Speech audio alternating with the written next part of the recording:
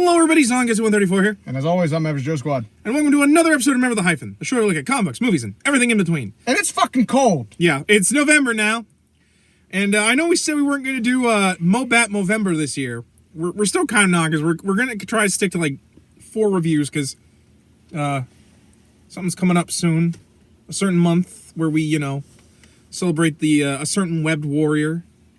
And it's going to be a busy month, too, because a certain movie comes out that year. Yeah, it's going to be fucking wild. Especially because, like, everyone we know wants to be in that video. Yeah, like, I think we're going to have to, like, put the seat down back there and just have everybody, like, camp out like it's a powwow. Yeah.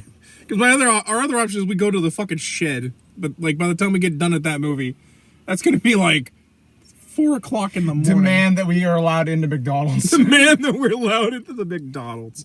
We will pay you, motherfuckers. We'll pay you money. But anyway. Give me 18 Happy Meals. Yeah.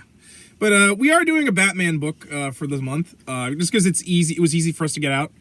Batman Year 1. Because I figure we've talked about Long Halloween 3 times now, technically. Yeah, technically. I just figured we should finally fucking do the book that is considered, even now, is still considered the greatest origin story ever. To the point where, like, both Marvel and DC have used the Year 1 moniker whenever they retell origins. Because this is really what started that. Plus, it's honestly one of my favorite Batman stories ever written. And I know a lot of people will say it's not really a Batman story. We'll get to that. But this is by far, like, one of the best Batman stories ever written. And I say that knowing my hatred of modern Frank Miller. But that's mostly because this is actually, like, when Frank Miller was still a good writer. Because I think next year for my birthday, we're doing a Daredevil month. And I plan on us talking a little bit about the Frank Miller Daredevil run.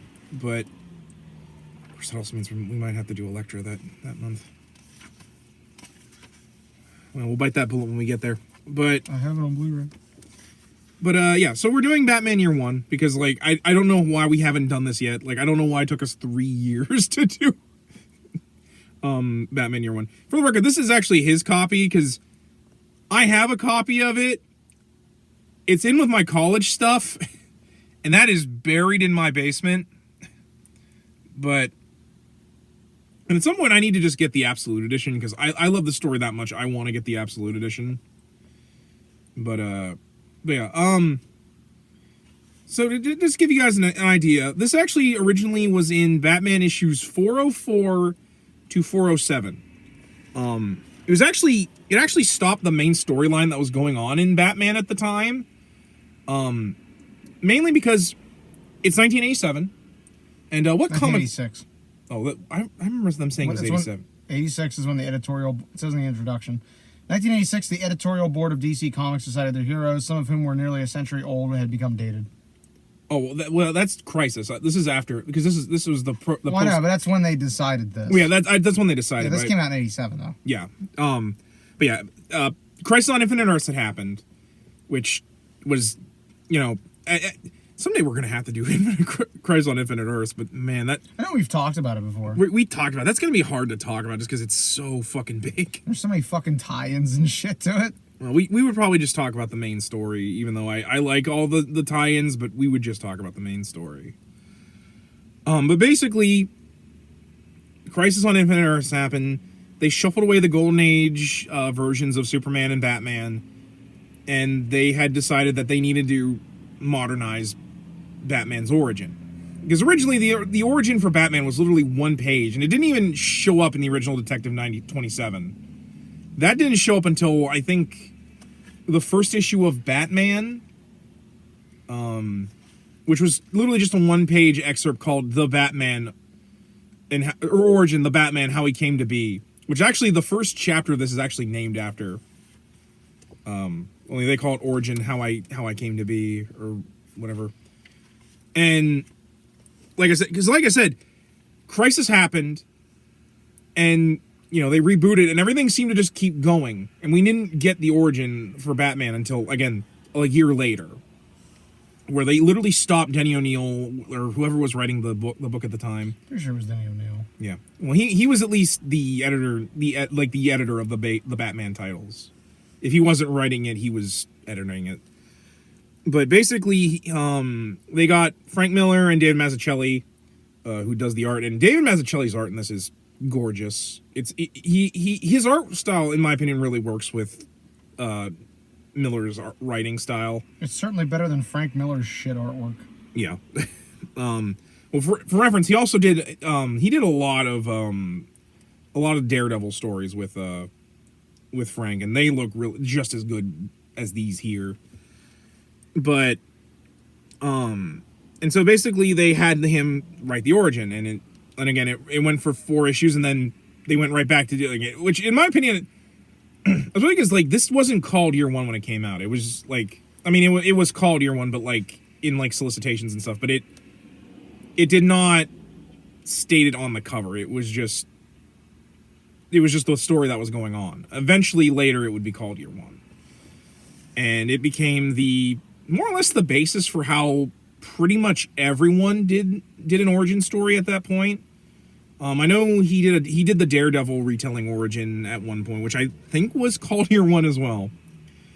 But yeah, and it basically talks about Batman's first year in Gotham, like, which also is what led into how they did the writing for The Long Halloween, which took place over a year. Only there it's a little bit more, because that was a lot more. They did like a month per issue, whereas this does a few months at a time because it's told in 4. But anyway, now, is this your first time reading through the whole thing? Yeah, I had read bits and pieces of it here and there, and I'd obviously had heard a lot about it through either YouTube videos or just people talking about it, or Adam just gushing about this story because he loves it so much. Yeah, but like I had never actually just sat down and read it, which is funny because I bought this right after we did Long Halloween because I thought we were going to do it. Yeah. And then like a year and a half later, it was still sitting on my shelf and I hadn't read it. Yeah. Well, I mean, to be fair, the other thing was I knew we were going to do it eventually. It's just I wanted to figure out a good time to do it. And to be honest, we're mostly doing it because, like, I knew you could probably skim through it in about... Well, that and with the Batman movie coming up. I mean, yeah, might as well. It kind of fits the tone. Yeah. Now, I know probably some of you are like, but isn't 0 Year technically the canon origin for him now? No. Like, it was for, like... probably as long as the New 52 existed, but even then... They always revert back to Year One. Yeah, well, and not only that, like, probably one of the few good things Tom King did in his run of Batman was, like, because, like, during the scene where, like, Batman and Catwoman had, like, sex on the rooftop for, like, the 800th time, they had this thing where they talked about how, like, neither one of them can remember what their first one was, and, like, Batman remembers it as, like, his Golden Age origin, where, like, or of the Catwoman, where she was on the boat. Selena remembers it as Year One. And I think later on, he just straight up said that the origin for Batman and Catwoman is Year One. And to be fair, they still bring up 0 Year from time to time. They try to say that it kind of happened sometime after Year One, despite the fact that really don't make any sense. Especially because I actually own the actual sequel to this, Batman the Man Who Laughs, which they, of course, showcase at the end of this. And trust me, that makes no sense given the 0 Year origin for the Joker in that. But yeah, so yeah, I guess we might as well just kind of get into it. What would you say was your favorite parts of this? It was obviously the dude who tried shooting at the cat gets thrown through a fucking brick wall. Yeah, that was pretty good. That was fucking hilarious to me. Yeah. My favorite part was probably just, honestly... I'm trying to find it. Give me a second. No worries. You can't beat this. No, that is like my favorite. That panel alone, I would love a poster of that because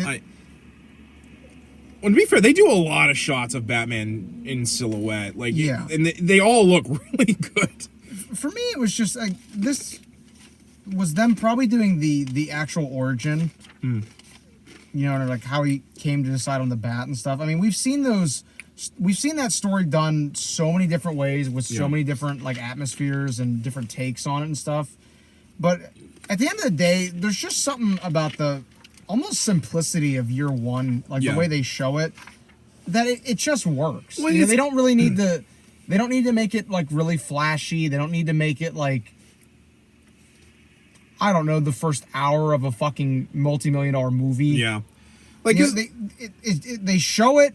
You move on. Yeah, like, there's something so simple about it that it just works, and you can't really beat simplicity. Well, in a lot of ways, I kind of see it as like that bat is like the golden age Batman coming to the modern age Batman, like almost like he is like this ghost that is like ensuring that like Batman is reborn. No matter, I love that picture too. I don't know why I love that picture of him and just hunched over with his cape, and it just looks. Like, every shot of Batman looks really good in this. For me, I would say probably my favorite moments would be, like, the entirety of his fight with the SWAT team. I fucking love when we get to see Detective Flask's story of when he first got attacked by Batman, which they totally stole that for Tim Burton's Batman when they show, like, the artist renditions of what the Batman looked like. Because that movie had been made shortly after this origin, so like they took a lot from this too. Like everybody takes from this origin. Like, I mean, like Tim Burton less so, but like I mean, obviously Nolan flat out fucking stole from this book. Nolan just flat out stole it. Although I mean, hell, he even stole the. I mean, to be fair, that you mean the sonic emitter with the bats? I mean, to be fair, that's a fucking awesome shot. I can't. No, it really is. Like, but, like for me, like you know, like that scene with the SWAT and like, I like seeing like all the things Batman did to make himself an urban legend. Like you know, like that part where he roars like a fucking lion when he comes down and like he laughs like a madman and like just takes out the guys. Like I love how like they like you know like they're like we shot like our bullets went right through him and like but like that's because Batman ducked down and let his cape make himself look bigger. He ain't human, man. Yeah, like I really like seeing all of because like this is at the point where Denny O'Neil wanted to establish that Batman is considered an urban legend in Gotham. I like this one where he goes to that. Oh, he goes to the guy that like Dent got it. Yeah, Dent got him off, and just he shows up and he's like, "You can never escape me. Bullets don't harm me. Nothing harms me. But I know pain. Sometimes I share it with someone like you." And then cue the next panel. I want to confess. I want to confess. I don't want to get beat up again. Or also that scene where the reason why the cops finally have to kill Batman is because he goes into Falcone's bedroom and hogties him in his underwear. And drives his fucking his car off a pier. Yeah, because he's like, nah, you got that through illicit means. That goes in the river. No, I honestly really love how much they really show, like, just how much Batman did to really stick it. Like we talk about that scene with the gentleman you've eaten well. I love how he knocks out all of, like, the thugs with the tranq dart. And he sets up the light just well in the plasticine to blow up the wall. Like, because he's doing everything to make them believe that he is more than just a man. Yeah. I think that's what makes this work really well, too. Like, we get to see what Batman did to make himself Gotham's Dark Knight. And it... Like, you know, like, even, like when he goes into... Who's this clown? Oh, that's all I could think of when I fucking saw this. Where he... Oh, yeah, where he goes... where he goes into Gotham's red light district. Yeah, all I could think of was just the scene from Phantasm. Like, who's this clown? Well, I also love that because like Batman goes into the red light district dressed up as like a Vietnam vet, because this is supposed to take place in like the 70s, because because all the modern stuff at that point was at the 80s. Yeah, so like because it's supposed to be like 10 years before, like implying that Batman has at least been Batman for 10 years. So like because he's 25 here, so he'd be 35 in continuity. But I love he dresses him up like a Vietnam vet. And I love he's like, I put a scar on my face so that they'll remember the scar but not my face. You know, he walks into the red light district and he gets brought upon by probably the worst part of this book, where they have Holly Robinson, aka Catwoman's sidekick, as a 13-year-old prostitute. and Selena herself being a dominatrix prostitute, which we'll talk about.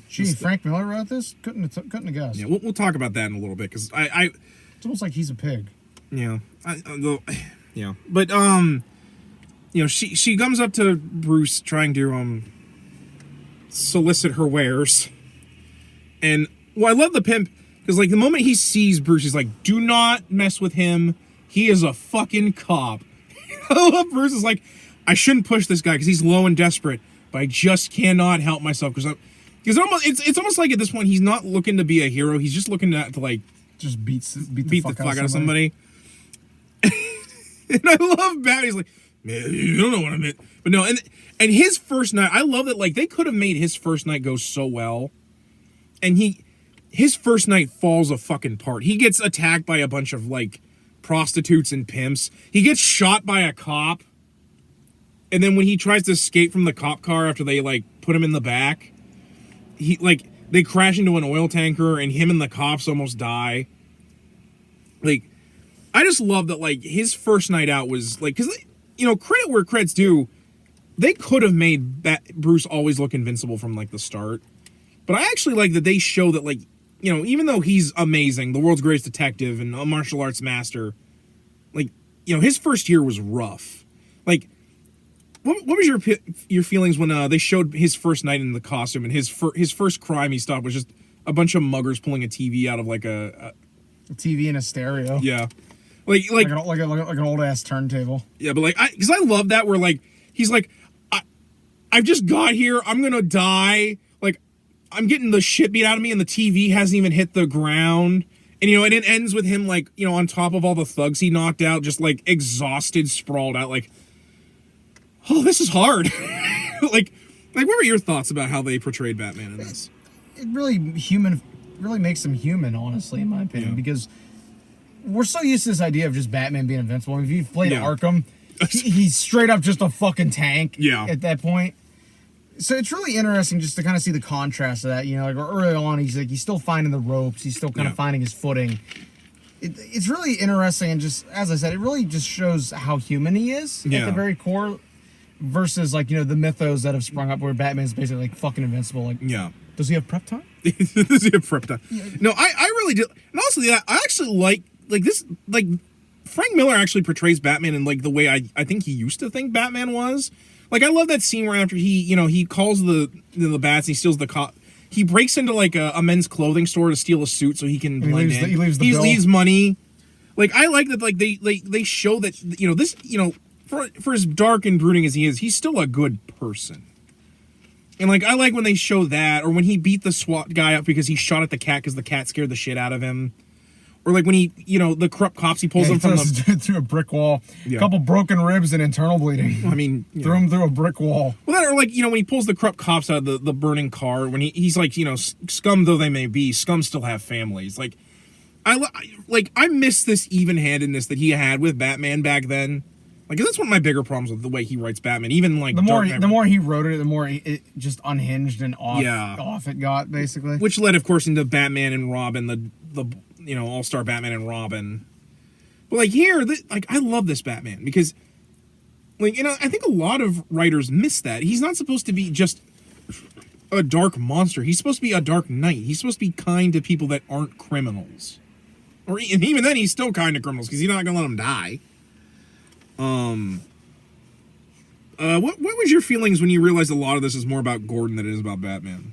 I felt I really never got that vibe. Honestly, I know a lot of people though. That's one of their biggest problems is they don't like the fact that it focuses so much on Gordon. Well, again, it really grounds the story in reality, whereas we're seeing it through. Even as human as Batman is in this, where he's not invincible, he gets pretty fucked up at a lot of different points. The fact that a lot of the story is told through Gordon's POV, to me, really is kind of showing the trend early on of, this mythos that the Batman has within Gotham. Whereas, we're seeing it through Gordon's POV, who's a very human character and a very relatable character. And as the story goes on, I actually would argue more and more like we start seeing less and less of the human side of Batman early on, and he starts becoming the Dark Knight that we know him as. Exactly. You know, like, even though, like, I do kind of love that, even though I know the Dark Knight I like how they establish at the end there when Batman has to rescue Gordon and James Jr. I love that he shows up in just a biker outfit, because he's like, Batman doesn't go out in the day. Batman, like I love that even there, he's like, Batman only comes out at night. Like, if I have to do Batmaning stuff in the day, I wear other disguises. I think that's really interesting. But yeah, I honestly like that Gordon's the focus point of this story too. Particularly because it points out, like, and I think that was really the biggest reason why Gordon is such a focus here, is because Frank Miller's pointing out that Batman could not do half the shit he did if not for the fact that the Commissioner of Gotham is on his side. Like, even early on, Batman states, there's one good cop in Gotham, and I need him to be my friend. And I think that's what makes Gordon, like, work so well for this story, especially because I love how much the first, like, issue is literally just Training Day. Even though this came out, like, 20 years before Training Day. So any sort of, like, coincidences there, I assume is just because, like, someone really loved this book and was like, that would make a fantastic movie. But, like, I love, like, you know, Gordon comes to Gotham because he was already, like, outing cops in Chicago, which I love how they try to paint Gotham as more of a fucked up place than Chicago, which fucking says something compared to modern Chicago. And, you know, like, as soon as he gets to Gotham, he's like, I want to try and live my life. You know, my wife Barbara's having our first baby. Like, I just need to, like, you know, get through this year. I'll transfer somewhere else and we can make our life somewhere else. But even then, Gordon is still an amazing cop, and he still starts trying to fix the corruption that is the GCPD. Which, I do love that they paint the GCPD as, like, just as corrupt as, like the mafia itself. It's very well in writing that. Now, what were your feelings on the fact that they made Gordon an adulterer with Sarah Essen? I was kind of like, eh. Like, I wasn't offended by it, because again, it showing once again that he's human. You know, that even as outstanding of a cop as we have kind of really grown to see Jim Gordon being, yeah, he still has his weaknesses. You know, at the very end of the day, he's still a human being. Well, he makes mistakes. I at least like at the end of it, you know, but unlike some people in the GCPD, he's not willing to just let the mistakes define him. He's willing to keep moving forward and doing what's right. Well, I think it also helps that, like, he realizes this has gotten too much. I need to work, like he goes with the couples counseling with Barbara. You know, he tries to make it. He realizes he like the pressure of the job and having a baby on the way got to him. It's like, it's not like he cheated on Barbara because, like, he's an asshole. Like, he literally was just stressors, and then this beautiful woman come along, and he was just like, oh. But although I do argue the only complaint I have there is that, do you mind showing the picture of Barbara when she's giving Gordon a back rub? I can find it. It should be in the first chapter, I thought. Or maybe not. Yeah, it should be. Yeah, like she, like, look at her there. She, like, even like 6 months pregnant, she is, like, she's curvy. She's got, like, tossed hair. She looks beautiful. After Gordon reveals that he's had an affair, they draw her very, like, different. I guess I think to imply that, like, you know, the affair has, like, taken a toll on her. I still kind of think that, like, they kind of, like, it kind of, like, portrays that, like, she's only really sexy and vivacious, like, when she thinks that her husband is loyal to her, and, like, after, like, she stops being that way after they had a baby. I'm not a big fan of the way they drew Barbara towards the end of that. But then, like, cause, like, that's like the only problem I have with the affair part of that. Is just, like, it kind of paints Barbara in a really depressing light. To say nothing of the fact that I know that later on, like, even with counseling, Barbara and Gordon's marriage fall apart. And she doesn't even have the guts to tell him she's leaving him. She leaves him a letter. Like, the only person that gets to comfort him is fucking Batman, who comes into his house is like, I'm sorry, Jim. So I'm like, thanks, you lunatic, especially because you're like half the reason it happened. Although it's okay, because then he gets back together with Sarah, and then she dies during the ending of No Man's Land. Thanks, DC. Of course, then again, James Gordon Jr. being born isn't really a great thing either, seeing as how he becomes like one of the most efficient serial killers in the DC universe. Yeah. But also kind of, I love how they explain why Gordon works with Batman, and it's because he saved James Jr. Like, because I love that where he's like literally 2 feet in front of Batman. Bruce's helmet's falling off. I'm pretty much blind without my glasses. I can't even see you from right here. You might want to go because the cops are coming. Yeah. Well, I also love that both him and Barbara never say Batman or Bruce. Like, they know that this is Batman, and like they know he's Bruce Wayne, and they never tell us. Well, to be fair, I'm not sure if Barbara sees him because I think she's in shadows when he tells her he's not gonna let them kill his baby. But and then she's on the top of the bridge, so it's debatable if she knew who he was. But no, I honestly really love that scene. What were your thoughts on that scene? I really, really like it. It really solidifies the relationship between Gordon and Bruce right then and there. Yeah, I also like that it's established how the two talk to each other. That basically from that moment on, Gordon always just like he's professional with Batman. But he constantly is like, I don't know who you are, and I don't want to know who you are. You're Batman. I'm the commissioner. That's enough for me. That's enough. I also don't know who Batgirl is, even though it's pretty fucking obvious it's my daughter.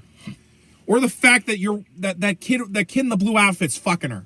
I didn't appreciate that, but I accept it. I swear to God, if he gets her knocked up, Batman, you better make sure that he takes care of my girl. Not that I think she is my girl. Because that literally is like modern writers just having that Jim Gordon doesn't know who anybody is in the Bat family, despite the fact he obviously, despite the, well, no, I love the one guy who should know because he spends the most time with him. No, I know. Although I do love at the end when the ending where it shows with the, because I actually love that throughout most of this he's smoking a cigarette, but then at the end he's got the pipe that he's more normally known for. Mm-hmm. Well, I love that it's been a year and he already has the fucking bat signal on top of the roof. I'm like, wow, you guys are already dedicated to putting that fucking bat signal up there? But I love it at the end because it literally leads into it's supposed to be, the original story of the Joker. Because even he's like, I got somebody's poisoned the Gotham Reservoir. But don't worry, I got someone, he calls himself the Joker, but don't worry. I got a friend coming. I think he might be able to help. Which they actually leads into the modern telling of the original Joker story with Batman, the Man Who Laughs, which that's also really good. It's only 2 issues, but it's a really good trade. I actually really like it. Yeah, I think it really helps that I think Gordon being here is really good, and it really explains just why they need each other. It's one of the reasons why I kind of am forgiving of Batman Arkham Origins than a lot of people. It's kind of nice to just see them explain why Gordon and Batman work together. But if I were to say any other complaints before we get into the really big one, I know you and I are going to talk about. I also feel kind of sad we only get 1 page with Alfred.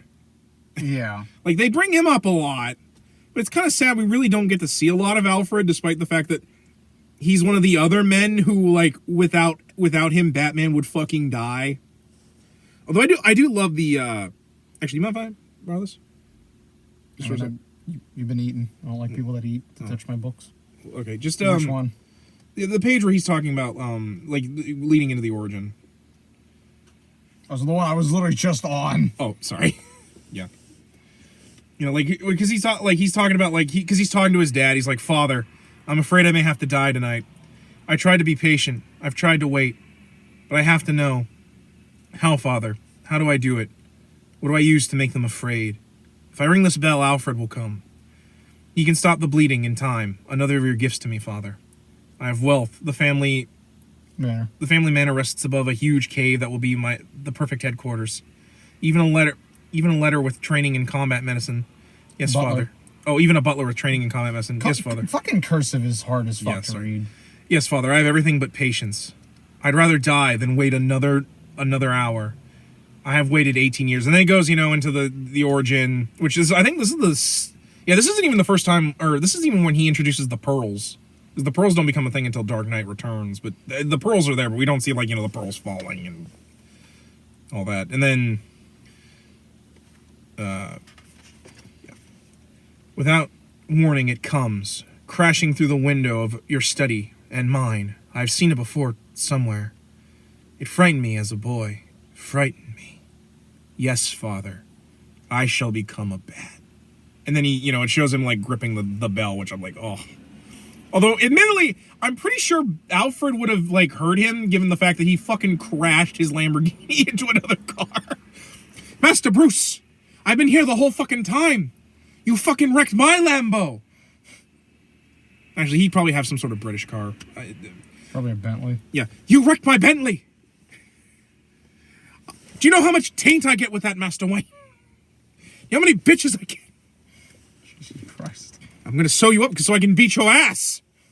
But no, I feel bad that, that's the only other, that and the scene where Gordon goes to interview Bruce because he's like, it's fucking obvious you're Batman. Well, that scene is hilarious. The only one that's nearly as funny is when he's talking to Dent. Oh, yeah. And Batman's just hiding behind the fucking desk. Yeah, he's hiding under the desk. Is he gone? I was just like, the fuck did you not see that shit? Well, I actually love that. That's actually more or less the idea. Especially given, let's be honest, Batman's capes physics are bullshit. They always have been. But I also love that here because literally that one scene is the entire premise for fucking Long Halloween, because he comes to Dent because he's like, well, Gordon's trying to kill me. And then Dent's like, oh, Batman, I love the cut of your jib. I love that you're pissing off the Falcons. I want to help you. I want to help you fuck with the Falcons myself, actually.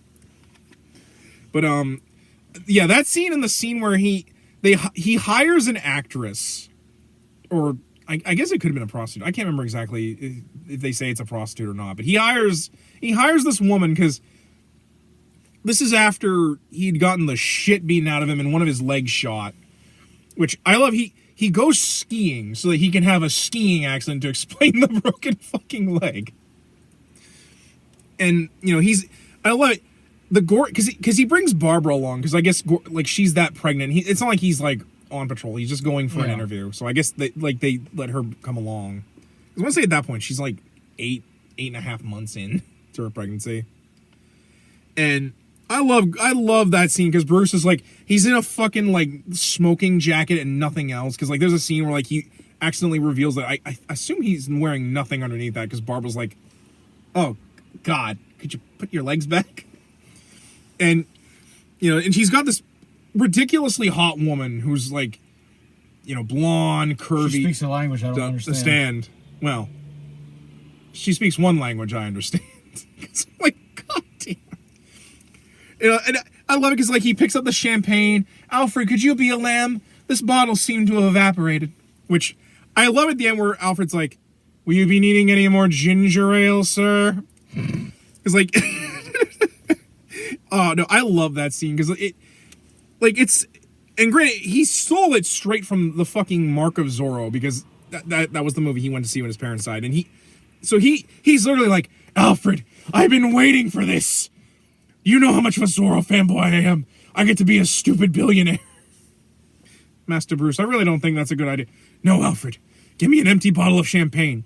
Why don't I just get you a regular bottle of champagne? No, alcohol impedes my judgment. I drink club soda. Which, again, Batman The Dark Knight Returns actually explains that he never drinks alcohol. He always has Alfred give him a glass of ginger ale or grape juice. Club soda. Something that looks like he's drinking alcohol, but he's actually not, to further the visage. But then I love it because he's he talks to Alfred because he's they leaving, because then at that point they stop at the end. They stop at the end of the parking lot of the Wayne Manor and the driveway. Or the driveway. I don't know why I was missing out the word driveway. They're rich. They might have a parking lot, but the driveway. I don't know why I missed that word, but It happens. it always happens when I'm recording. I fucking forget the most basic words. But I love it. He's like, and you paid the woman her $5,000. Although, admittedly, this is one of the few times I actually think the movie was kind of funny, because then she comes out like, "You guys are so stupid. You made me sit around and drink grape juice. Shut up. It was the easiest $5,000 you ever made." But no, I really love that scene, because like again, it really shows that, like, you know, the Playboy thing is an act, that Bruce Wayne is a mask and Batman is the real person, which is, in my opinion, this is where they really firmly establish that idea. Because, like, you know, say what you will about the Adam West show. I love the Adam West show, but, like, Adam West is just is both Bruce Wayne and Batman is just Adam West regardless. I mean, he does try in that show, but, like, there's not really much of a divide between him and Batman. In my opinion, this here is where, like, especially because this is clearly what Keaton was doing when he was his Batman. You know, like, honey, it's from Japan. How do you know? Because I bought it in Japan. You know, like I said, I really love that. I guess we should finally get into it. Where were your feelings on Catwoman being a prostitute? Again, it's a Frank Miller book that he wrote, and he's notorious for being a sexist pig. Yeah. No, to be fair, I know there are people who... I don't think anyone can defend that. If you can, you're pretty much a hopeless fanboy. No. I mean, I know people that love Frank Miller that are even like, yeah, that... Yeah. No, because like even David Mazzucchelli, the artist, is like, I'm sorry we did that, which I feel bad for Mazzucchelli, because I'm like, bro, you just drew. Frank told you what he wanted to write, what he wanted on the panel, and you drew it. I don't have any beef with you. Especially because your art is fucking amazing. Like, you're up there with, like, in my opinion, like... My beef's with fucking Frank. No, and the sad part is, because, like, I'm one of those people that, like, I believe in, like, respecting sex workers. And to be fair, I don't even really mind, like, her being a prostitute. Like, especially because, like, it's implied that she's a dom. Yeah, it's more so, it's just, it's this trend Miller has where all the women they're like that in everything he writes. They're either good girls or whores. Yeah, and it's like, and I really? forgive me for using that word, but that's how he thinks. Yeah, it's some of that just misogynist shit that Frank Miller's into. That I wonder has anyone ever told him examine your own fucking bias? And to be fair, what's worse for me is less that she's a dominatrix prostitute, because they've even retconned that she didn't really have sex with these men. She tied them up, stole from them, and that's what she did. Which, to be fair, I kind of like that origin for Catwoman, where she's like, no, I only pretended to be a hooker so that I could, like, steal these idiots blind. Because that is Selena to a T.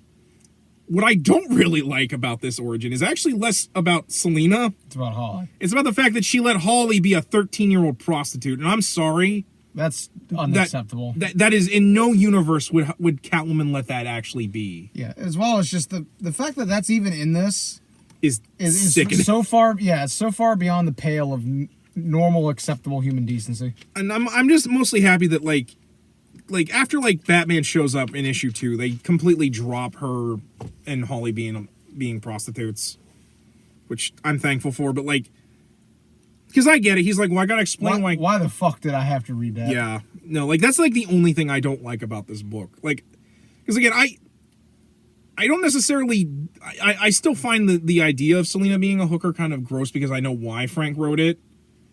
I don't really mind it because I'm like, I don't really have a thing against sex workers. And that's kind of... There's nothing to have against, basically. Yeah. But, like, my problem is, like...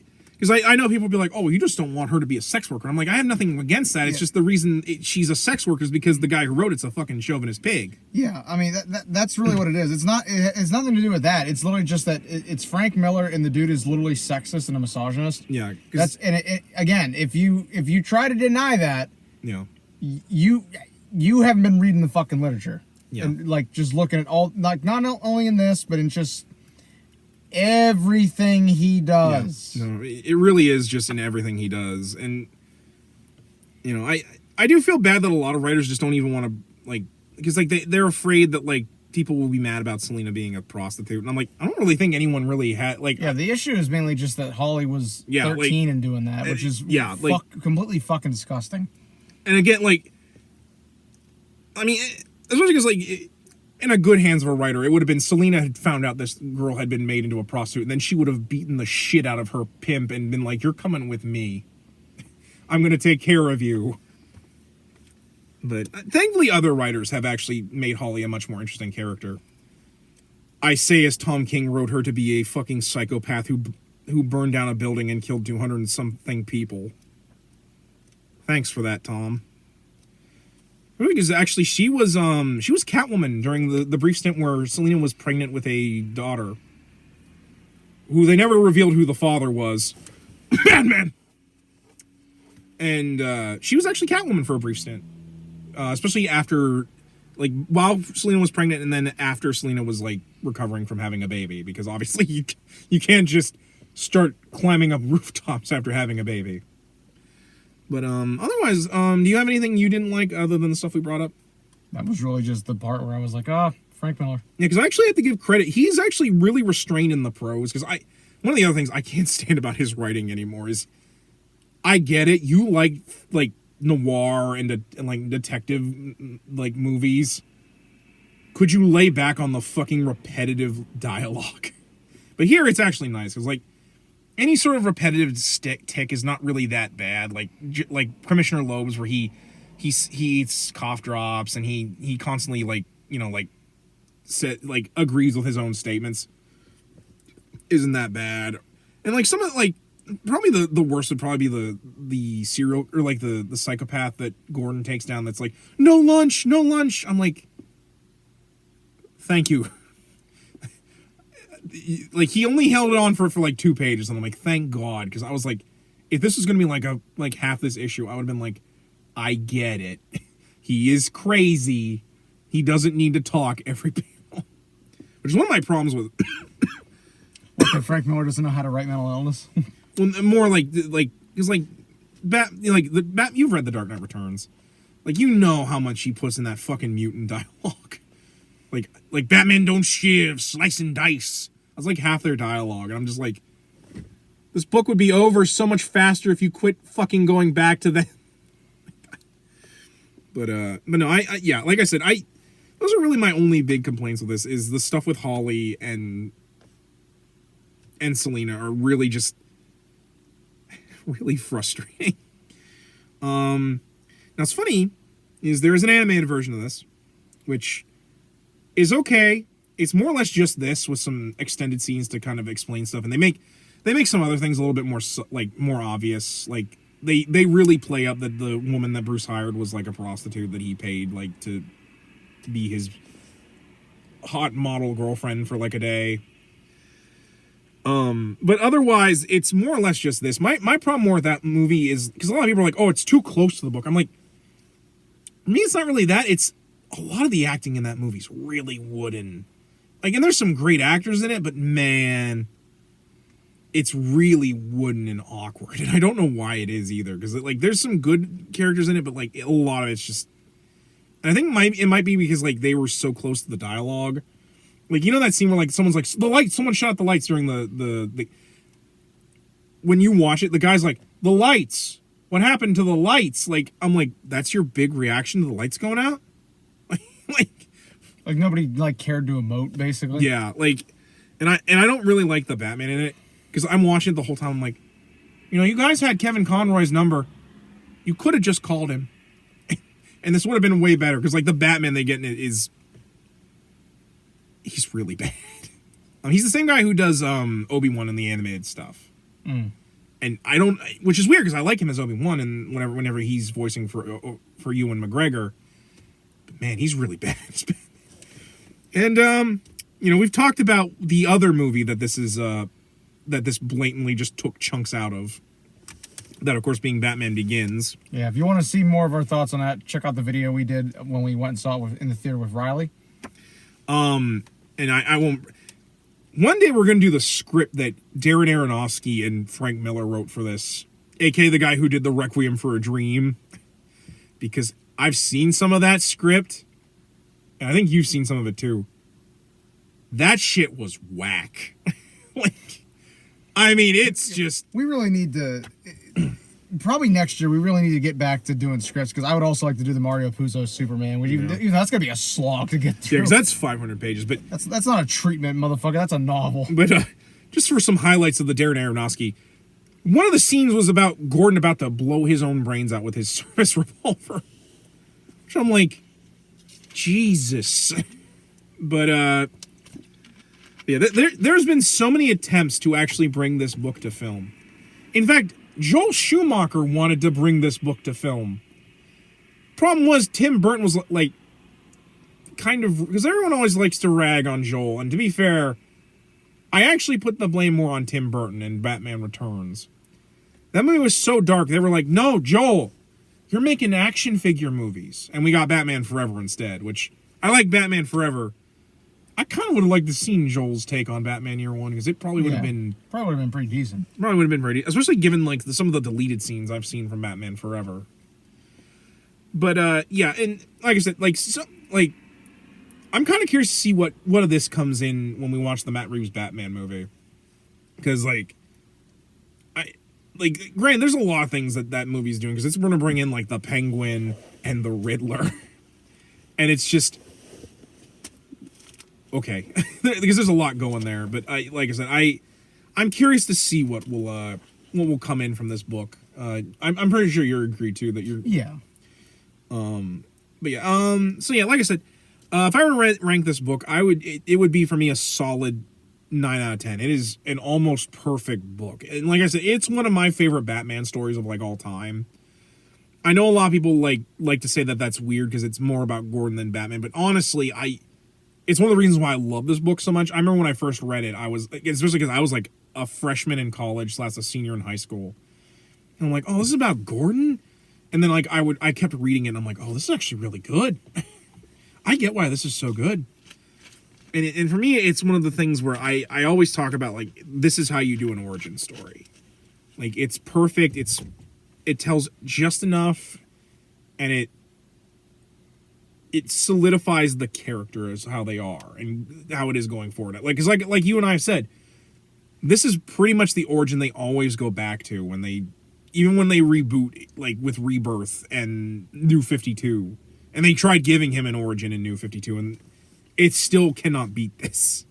So yeah, I would give this a solid 9 out of 10.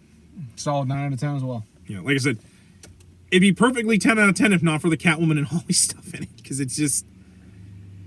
Yeah, that's a hard thing to get through, and it's why I don't recommend. I recommend this book, but I sometimes go, by the way, there's some scummy shit with Holly and Catwoman in this. In continuity wise, that they tried fixing that, but they go back and forth. But any closing thoughts before we just like I said, for me, this is pretty much the definitive origin for Batman, because it nails all the, I guess, the tropes per se with the Batman mythos, but it does it in such a way that's very human and very relatable, that I don't think it doesn't come off as being very overblown. Exactly. And it was so good they made a shitty sequel for it with Year 2. And then, which was done infinitely better by Mask of the Phantasm. and then Jeff Loeb and Mark Waid were like, nah, we got you, fam. Here's the Long Halloween. Although in my opinion, the true actual, like, Year 2, if you want, or Year 1.5 would be Batman the Man Who Laughs, which I need to find that so you can read it, because it's only 2 issues, and I think you'd like it. That way we can kind of finish the trilogy, as it were. But yeah, like I said, I love this book so much. If you want to read it for yourself, it's very, very cheap. I think I only paid $15 for this on Amazon with Prime. Not only that, like, it's never out of print. Like, they've been putting this into trade for years, especially because this is the definitive edition, as it's called. Because they've actually they've had to reprint this, because the original printing for it, the color they used was for like newspaper print. Unfortunately, when you trade it, it looks really bad. So they fix the colors with digital art and stuff. Oh, there's some weird color fixes in here, like when Gordon's like sitting in the waiting room for his son to be born, he has like jaundice and like bloodshot eyes, like he just like smoked a bunch of wacky tobacco, which I get the bloodshot eyes because it's supposed to be like, he's been stressed out the fact that his son's born. But like I said, I love the art. I love the grittiness to it that I think works really well for it. I love that Gotham looks like a character in and of itself because it's dirty, it's grungy. Like the red light district looks like which granted, like it's supposed to look like 1970s, like 1980s New York. So like it looks dirty and run down and just looks so good. Like nothing beats it. If you're willing to spend a couple $100, you could get the Absolute Edition, where it's I don't think is actually even in print anymore. No, I think I saw it when we went to that bookstore. They wanted like 200 something. Yeah, and I was like, I'll take the Daredevil one you got for half. But yeah, because one of these days, if I could find the Absolute Edition, a year one cheap, even if it's like a slightly used copy, I'm snatching that sucker up because it'll look so good with my Absolute Long Halloween, which I've shown on this channel. That thing is fucking huge. So all right, guys, that's gonna do it for this episode. As always, I'm Average Joe Squad, and I'm Zongetsu 134. And as always, we ask you, remember the hyphen and take care.